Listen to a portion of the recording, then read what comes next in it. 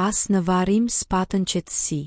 Përqafimi i gjestit dhe eglit kthehet në spektakël kamerash. Ceremonia mortore e vëllait të gjestit u shënua nga një moment thellësisht emocional, kur këngëtarja Egli Tako u pa duke përqafuar gjestin pranvarit të ndjerit, në një akt ngushëllimi dhe mbështetje njerëzore. Por ajo që duhej të ishte një çast intim dhe i respektuar në heshtje, fatkeqësisht u shndërrua në një skem publike, të dokumentuar nga dhjetëra kamera dhe telefona celular të pranishmëve.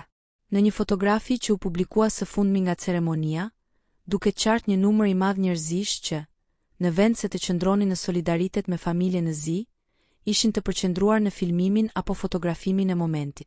Kjo sjellje ka ngjallur reagime të shumta në rrjetet sociale, ku përdorues të shumtë e kanë cilësuar të papërshtatshme dhe të pafalshme për situata të tilla të ndjeshme. Shumë e kanë interpretuar këtë si një reflektim të qartë të kohës në të cilën jetojmë, ku teknologjia dhe dëshira për të dokumentuar çdo gjë, shpesh tekalon ndjeshmërinë njerëzore dhe respektin për privatësinë.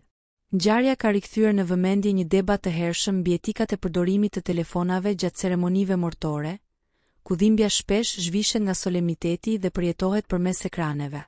Përqafimi mes gjestit dhe eglit, një moment prekës i mbushur me dhimbje të sinqertë, u zbe nga prania e kamerave dhe u kthye në një përmbajtje vizuale për publikun.